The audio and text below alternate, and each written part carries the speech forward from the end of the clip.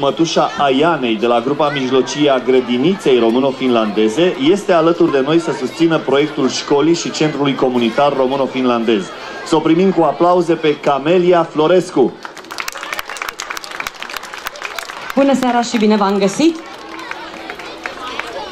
Dragi copii, vă doresc succes, baftă multe în acest proiect și să nu uitați, când veți crește mari și vă veți uita în urmă, că marile proiecte se fac cu pași mici.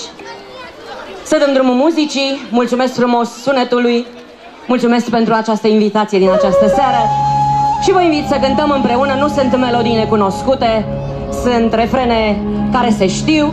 Să începem cu o horă de la Moldova, un succes de la Eurovision. Și aș vrea, dacă îmi dați voie, să vin acolo în mijlocul dumneavoastră.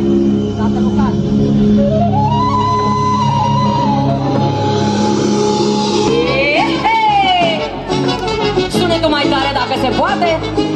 Mulțumesc frumos!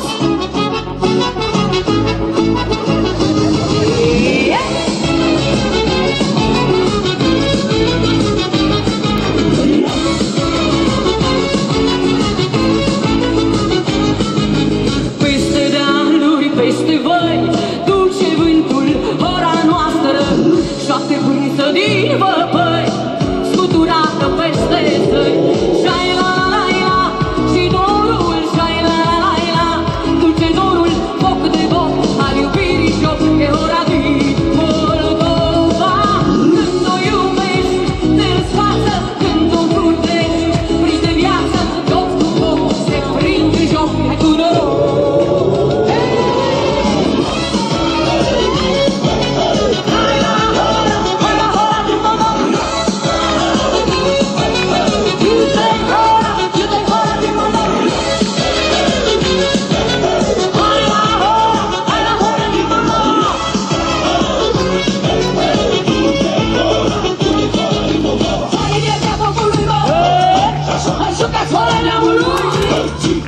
Zi mai tare lăutare, să se audă frumusetate, și toată hora și mare hoș și așa. Peste mări, peste mări, pe aude gura din Moldova. Peste mări, dulciora mea.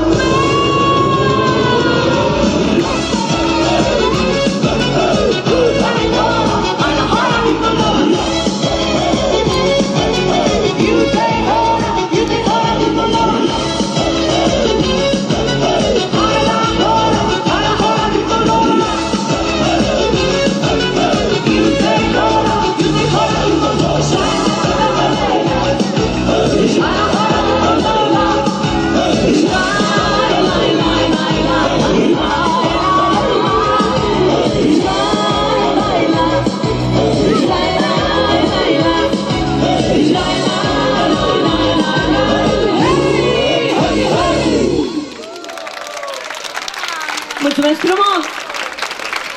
Ia să vedem în continuare, toată lumea știe.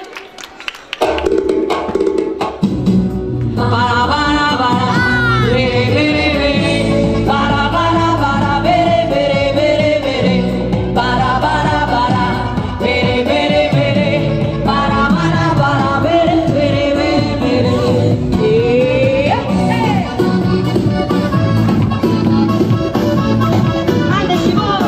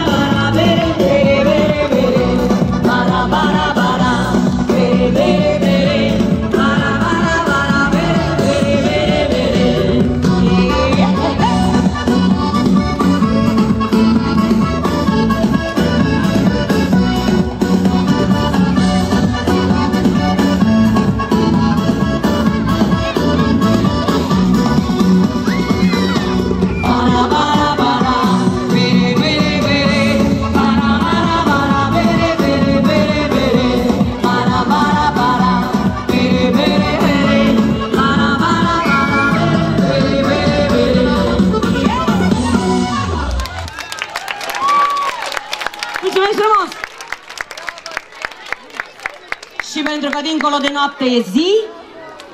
Iată un refren tot la fel de cunoscut.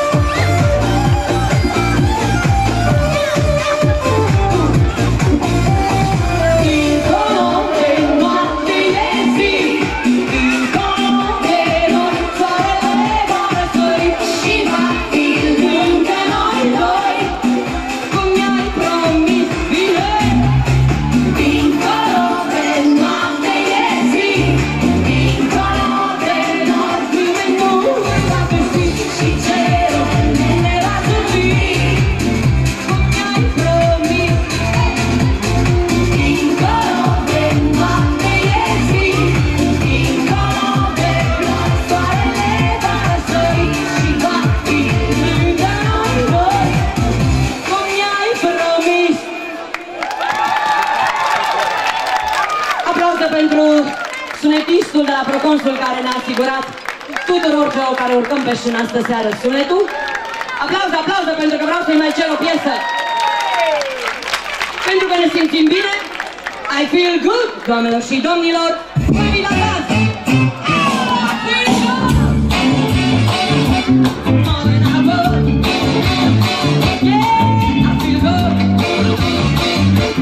More than I was.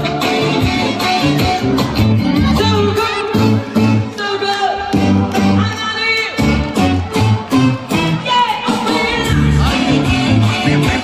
She just fine. Yeah, yeah, yeah, yeah. I feel nice. I like it.